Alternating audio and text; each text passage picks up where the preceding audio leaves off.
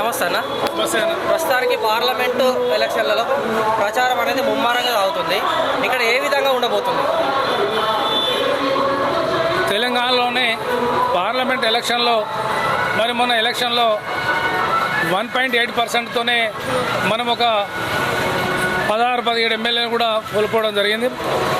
ఈరోజు రేవంత్ రెడ్డి గారు అడ్డగోలు హామీలిచ్చి, అమలు కాని హామీలిచ్చి, ఒక ఇంటికి 2 పింఛన్లు ఇస్తానని, ఒక మహిళ 18 ఏళ్ళు దాటిన తర్వాత 2500 ఇస్తానని, రైతుకు పెట్టుబడి 10,000 ఇస్తున్నారు, నేను 15,000 ఇస్తానని, వికలాంగులకు 4,000 కాదు నేను 6,000 ఇస్తానని, ఎంతోమందిని అబద్ధాలతోని ఈరోజు కళ్యాణ లక్ష్యం చెక్కుతోని తులం బంగారం ఇస్తామని అడ్డగోలు హామీలతోని మరి రైతాంగానికి ₹1,00,000 మాఫీ కాదు ₹2,00,000 మాఫీని కూడా ఏకకాలంలోనే నేను మీకు రద్దుపరుస్తానని కల్లుబొల్లు మాటలతోని ఈరోజు ఈ ప్రభుత్వం ఏర్పడ్డది.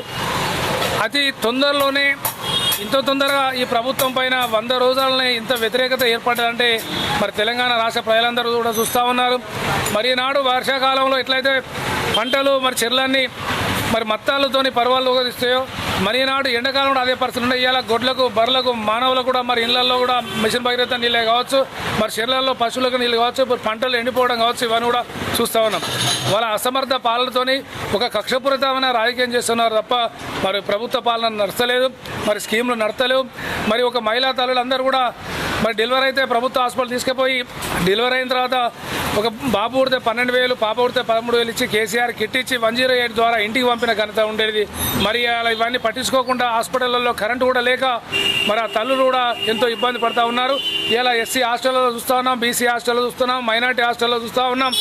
ఎంతోమంది పిల్లలు ఇలా విషపూరితమైన మరి భోజనం చేసి మరి వాళ్ళు చనిపోతూ ఉన్నారు. అస్తవ్యస్త అయితే కూడా మరి విద్యాశాఖ మంత్రి కావచ్చు, రాష్ట్ర ముఖ్యమంత్రి కావచ్చు, ఇప్పటి వరకు కూడా కనీసం హాస్టల్లో కూడా చూసే పరిస్థితి లేదు. మరి ఈరోజు చూస్తూ ఉన్నాం, ఒక ముఖ్యమంత్రి అంటే ఒక తెలంగాణ రాష్ట్రానికి భరోసా ఉండాలి తప్ప అతనికే ప్రజల మీద అపోహ, నా మీద నమ్మతలేనని ఒక నమ్మకంతో నేను డిసెంబర్ 9 నాడు మాఫీ చేస్తా అన్న ముఖ్యమంత్రి ఈనాడు ఎక్కడ మీటింగ్ పోయినా కూడా అక్కడ ఉన్న దేవాలయం మీద ఒట్టేసి ఇవాళ ఓరుగాలు పోతే ఓరుగాలు, లక్ష్మీనరసింహస్వామి పోతే లక్ష్మీనరసింహస్వామి, బాసర పోతే బాసర తల్లి మీద ప్రతి కాడ కూడా మరి ఒట్లేసి కూడా చెప్పే పరిస్థితి ఎదారిందంటే ఒక ముఖ్యమంత్రికి ప్రజల మీద నమ్మకం లేదు, మరి ప్రజలకు ముఖ్యమంత్రి నమ్మకం లేదు. కాబట్టి ఈనాడు మరి ముఖ్యమంత్రి ఆ దీన స్థితిలోకి దిగజారుతూ ఉన్నాడు. ఇలా ఒక ముఖ్యమంత్రి అంటే ఈరోజు ఏ ప్రభుత్వం ఉన్న ఒక స్కీమ్ నడుతూ ఉందంటే మరి ఆ స్కీమ్ వెంటనే కంటిన్యూషన్ చేసుకుంటూ ఇంకా ఎక్కువ చేయాలి తప్ప ఇలా కాళేశ్వరం ప్రాజెక్టు మరి అక్కడ ఒక 4 పిల్లర్లు ఇబ్బంది అయిన వాటి వాస్తవం. మరి దానికి తొందరలోనే 300 కోట్లతో ఇప్పటివరకు కూడా దానికి కట్టుబడి చేసి దానికి సంబంధించిన మరమ్మతులు చేస్తే ఇప్పటివరకే మేడిగడ్డ ద్వారా నీళ్లు పంపిస్తే ఈనాడు ఈ పొలాలన్నీ ఎండిపోవు. మరి ఈరోజు ఆ కాళేశ్వరం ఇంకా నాశమైపోవాలి, తెలంగాణ ప్రజలు నాశమైపోవాలి అనే దృష్టిలో చూస్తూ ఉన్నాడు తప్ప మరి ప్రజలందరూ కూడా చూస్తూ ఉన్నారు. ఏ ప్రభుత్వంలో ఒక స్కీమ్ మొదలైతే ఒక ప్రభుత్వ యంత్రాంగం ఒక టెండర్ ఇస్తే ఆ టెండర్ సంబంధించిన బాధ్యత వాళ్ళే వహించాలి తప్ప ప్రభుత్వాన్ని కానీ ముఖ్యమంత్రులకు కానీ ఒకసారి ఆలోచన విధానం మరి ఆయన ఆలోచన చేయాలని కోరుకుంటా ఉన్నాం. ఎందుకంటే ఇవాళ రేవంత్ రెడ్డి గారు కూడా ముఖ్యమంత్రి ఉన్నాడు, ఎప్పుడైనా ముఖ్యమంత్రిగా ఉండడానికి ఇక్కడికి రాలేదు. మరి ఆయన చేస్తున్న కొన్ని స్కీమ్స్ కూడా మరి ఆయన వేసిన తర్వాత కూడా కంటిన్యూ చేసిన బాధ్యత వచ్చే ముఖ్యమంత్రి పైన ఉంటుంది. కాబట్టి ఇవాళ ఆయన ఏ రాత్రి నేను కూలిపోతానో, ఏ రాత్రి ఓటుకు నోటు కేసులో పోతానో, ఏ రోజు నా పరిస్థితి మరి ప్రభుత్వం కూలిపోతుందని ఆయనకి అసలు అభద్రత భావంతో ఏదేదో మాట్లాడుతూ ఉన్నాడు. మరి ఈరోజు తెలంగాణ ప్రజలందరూ కూడా మరి ఈరోజు పార్లమెంటులో మరి తెలంగాణ సంబంధించిన మరి ఎంపీలే ఉండాలనే ఆలోచనతోనే మరి బ్రహ్మాండంగా కూడా ఎక్కడ పోయినా మా ముఖ్యమంత్రి గారు ఇరుతా తొలి ముఖ్యమంత్రి మాజీ ముఖ్యమంత్రి కేసీఆర్ గారు బస్సు యాత్ర వేయంగానే ఒక వణుకు పుట్టి ఈరోజు ఏదో సిద్దిపేటలో సిరిసిల్లలో తిట్టిండని మరి అదే రేవంత్ రెడ్డి ఎన్ని మాటలు పట్టినా కూడా మరి ఈసీ గారు పట్టించుకోలేరు. మరి కేసీఆర్ గారు ఏదో మాటలనని బీజేపీను కాంగ్రెస్ ఒక్కటై ఈరోజు 48 గంటలు కూడా మరి ఇంటికే పరిమితం చేసినా కూడా ప్రజలు కూడా బ్రహ్మరథం పడుతూ ఉన్నారు. నిన్న వీరవంకలో మా యువ నాయకుడు ఎమ్మెల్యే గారు పాడి కౌశిక్ రెడ్డి నేతృత్వంలో మిట్ట మధ్యాహ్నం 47 డిగ్రీల ఎండ కొడుతున్నా కూడా మరి వేలాది మంది కూడా తల్లి రావడం జరిగింది. ఈరోజు ముఖ్యమంత్రిని ఆపలేరు. ఎందుకంటే ఆయనే భారతదేశంలోనే కరివిన రీతిలో కొత్త రాష్ట్రాన్ని కూడా అన్ని రాష్ట్రాలకు ఏదైతే ఆర్థిక వ్యవస్థలో దానికన్నా ముందు అందులో ఉంచిన ఘనత కేసీఆర్ గారు దక్కింది. కాబట్టి మళ్ళీ కేసీఆర్ గారు రోడెక్కిండు. ప్రజలందరూ కూడా కేసీఆర్ వైపు చూస్తూ ఉన్నారు.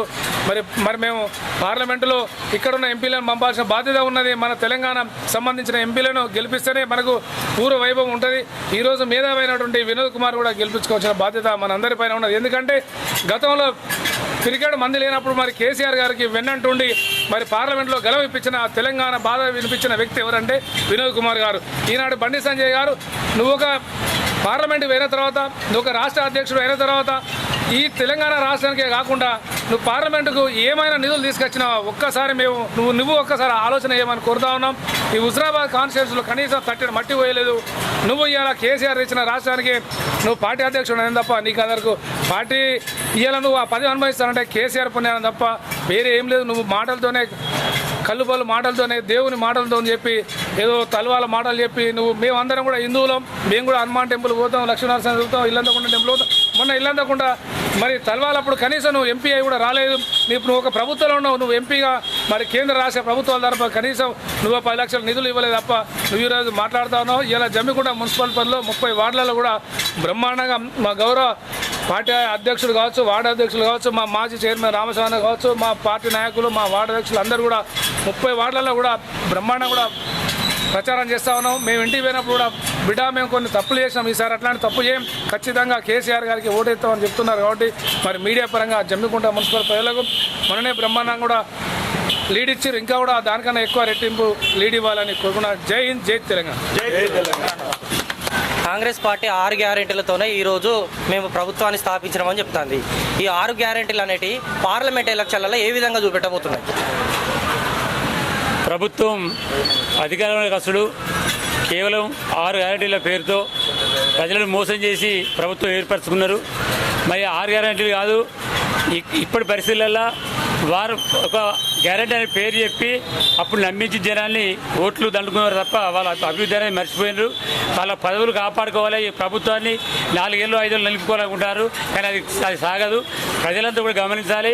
మరి మహిళా సోదరిమణులు, రైతులు, యువత అంతా కూడా మరి చాలా దూరం ఆలోచించి మరి రాబోయే కాలంలో ఎవరు అవసరము, మరి ప్రభుత్వం అబద్ధాలు చెప్పి గద్దెనెక్కిన ప్రభుత్వం మరి ఈ రోజు వరకు ఏం చేసింది ఒకటి గమనించవలసిన అవసరం ఉన్నది. మహిళా సోదరిమణులంతా ఒక ముఖ్యమైన విషయం, మీకు నెలకు 25,000 ఇస్తామని చెప్పని ఒప్పుకున్నారు. మరి ఇప్పటి వరకు ఇచ్చిందా? ఒకవేళ ఇస్తే మీ రోడ్డు మీ వద్దనం 25,000 కనుక మీ అకౌంట్లో పడితే మహిళా సోదరిమణులకు ఓటు అటేయండి, లేదంటే కారుకేయండి. అది గమనించాలి. తర్వాత రైతు బంధు ఇచ్చిర్రా? ఇప్పటికీ నేను ఇస్తానే మాట తప్ప ఇచ్చిన ప్రభుత్వం మాది, కేసీఆర్ గారు గవర్నమెంట్. కానీ ఈ రోజు వరకు కూడా వీళ్ళు ఎటువంటి హామీలు నెరవేర్చలేదు. దాన్ని ప్రజలంతా గమనిస్తారు. మరి తగిన బుద్ధి చెప్తారు తప్పకుండా. అదేవిధంగా యువతను నమ్మించారు, రైతులను నమ్మించారు. మీకు మా గవర్నమెంట్లో కేసీఆర్ నాయకత్వంలో మరి అనేకమైన స్కీములు పెట్టి రైతు బంధు, రైతు బీమా, కళ్యాణ లక్ష్మితో పాటు అనేకమైన స్కీములు పెట్టి ప్రభుత్వాన్ని ఏర్పరచుకున్నాక 9 సంవత్సరాలలో ఎటువంటి కరువు లేకుండా మరి రాష్ట్రాన్ని అభివృద్ధి చేసిన ఘనత మా కేసీఆర్ గారిది. మరి ఈరోజు మన తాగునీరు కానీ మరి సాగునీరు కానీ చెర్లు ఎండిపోయినాయి, చెర్లలో నీళ్ళు లేవు, బోర్లలో నీళ్ళు లేవు, బావులలో నీళ్ళు లేవు. ఇప్పుడే జనమంతా బిందెలు పెట్టుకుని రోడ్ల మీద కడతారు. మరి రాబోయే 2 నెలల కాలంలో మరి ఎట్లా పోతారో అర్థమైతే లేదు. మరి దీన్ని కేసీఆర్ గారి అభివృద్ధి ఇప్పటికైనా మీరు ఆలోచించాలి. జనమంతా కూడా, ప్రజలంతా కూడా ఏ హామీ వాళ్ళు నెరవేర్చుకున్నారు? కేవలం అబద్ధాలు చెప్పి ప్రభుత్వం ఏర్పరచుకొని ప్రజలను మోసం చేసినారు. ఈ మోసాన్ని మీరు అందరూ కూడా దృష్టిలో పెట్టుకోవాలని చెప్పని రైతులకు, అదేవిధంగా మహిళా సోదరులకు ముఖ్యంగా తెలియజేస్తున్నాం. మరి 4,000 పింఛన్ ఇస్తామన్న వాళ్ళు 5,000 ఇస్తామన్నారు. మేము ఇచ్చే 2,000 తప్ప మళ్ళీ వచ్చినవి లేవు. ఎల్ల కూడా వాళ్ళు ఇచ్చిన హామీ ఏది కూడా కరెక్ట్ కాదు. 6 గ్యారెంటీలు కూడా కరెక్ట్ కాదు, అబద్ధం గ్యారెంటీలు అవి. మరి దాన్ని దృష్టిలో పెట్టుకోవాలని ప్రజలను కోరుతా ఉన్నాం. మరి ఇలా ఒక విషయం ఏంటంటే ఇవాళ కాళేశ్వరంలో జరిగింది. మరి 130-140 పిల్లర్లు, అది ఒక 3 పిల్లర్లు ప్రాబ్లం ఏర్పడితే మనం ఏం చేస్తాము? మన ఇంట్లో మనం ఇల్లు కట్టుకొని ఎంతో కోరికతో దగ్గర ఇల్లు కట్టుకుంటే ఏదో ఒక మూల క్రాకత్త ఇల్లు అయితే మనం ఇల్లు కూలగొట్టుకుంటామా? తీసుకొని బాగు చేసుకుంటామా? మరి అది బాగు చేసి విడిచిపెట్టి కేసీఆర్ గారిని బదనాం చేయాలి, ప్రభుత్వాన్ని బదనాం చేయాలనే ఆలోచనతోటి రేవంత్ రెడ్డి గారు కాళేశ్వరం నీళ్ళు ఆపేసి ఇలా ప్రజలందరూ ఇబ్బంది పెడతారు. ఇప్పుడు ఈ పరిస్థితులలో భూములన్నీ కూడా బీడు వారిపోయి ఒడ్లకు, పశువులకు మాత లేకుండా అయింది. ప్రజలకు కూడా ఎంత తెలుసు. మరి ఇప్పుడు రాబోయే ఈ ఎన్నికలలో గౌరవ మన ఎంపీ అభ్యర్థి బోయినపల్లి వినోద్ కుమార్ గారు మీకు అందరికీ తెలుసు. తను అన్ని రాష్ట్రాల నాయకులతో మాట్లాడి ఏకం చేసి ఢిల్లీలో కూర్చుండి తెలంగాణ తెచ్చిన వ్యక్తి. మరి ఆయన ఈరోజు ఇప్పుడు మీరు ఉదాహరణ చూసుకుంటే ఈ బిజ్జిగిరి ఫ్లైఓవర్ కానీ ఉప్పల్లి కానీ మన జంపుకుంటుంది కానీ మరి ఆయన వేసిన తప్ప ఎవరేం చేయలేదు. ఇవాళ ఉప్పల్లో ఫ్లైఓవర్ ఉంది, ఈ పక్క ఆ పక్క మరి ఆయన ఎంపీ ఉన్నప్పుడే చేసిండు. ఇప్పుడు అందులో ఒక లింక్ ఏంటంటే ఒక గేటు మీద ఒక లింకు కలిపేది ఉన్నది. ఆ ఒక్కటి ఆ సెంట్రల్ గవర్నమెంట్ నుంచి తీసుకురాలేకపోయిండు సంజయ్ గారికి ఓటు అడిగి హక్కే లేదు అసలు ఈ ప్రాంతంలో. దాన్ని గమనించాలి ప్రజలంతా. ఇప్పుడు రాబోయే కాలంలో మనకు కాబోయే నాయకులు ఎట్లుండాలంటే మన సమస్యలు పడుచుకొని ప్రజలకు మేలు చేసే వ్యక్తి కావాలి. మరి కాంగ్రెస్ కానీ బీజేపీ కానీ అలాంటిది లేదు. మా వినోద్ కుమార్ గారు మరి ఉద్యమకారుడు, ఆనాటి నుండి ఈనాటి వరకు కూడా తెలంగాణ కోసం పోరాడిన వ్యక్తి. తెలంగాణలో ఒక్కటి చేసి తెచ్చుకున్న తెలంగాణలో దొంగతనం గుంజుకపోయారు తప్ప రేవంత్ రెడ్డి గారు మాత్రం ఏం మేలు చేయడు మనకు. దయచేసి మా మహిళా సోదరి మనల్ని తప్పకుండా గమనించాలి. ఎందుకంటే మీకు ఇత్తనాన్న 2500 నెలలకి ఇత్తనాడు, ఇప్పుడు 5 నెలలు అవుతుంది. ఇవ్వడం అనేది సాధ్యం కాదు. వాళ్ళు ఇవ్వలేరు. వాళ్ళకు ఈ ప్రభుత్వాన్ని కాపాడుకోవాలి, మంత్రి పదవులు కాపాడుకోవాలి తప్ప వేరే ఆలోచన లేదు. మీరంతా కూడా బాగా దూరం దృష్టి ఆలోచించి మరి రాబోయే కాలానికి తప్పకుండా వినోద్ కుమార్ గారిని మరి ఎంపిక చేసుకుంటే మనకు అన్ని అభివృద్ధులు చెందుతాయి. మరి మీరు ముఖ్యంగా రైతులంతా కూడా ఇవాళ ఏ పరిస్థితిలో ఉన్నామని చెప్పిన రైతన్నలు, యువత మరి అందరూ కూడా ఆలోచించి వినోద్ కుమార్ గారిని గెలిపించవలసిందిగా కోరుకుంటున్నాను. జై తెలంగాణ. కేసీఆర్ గారి నాయకత్వం.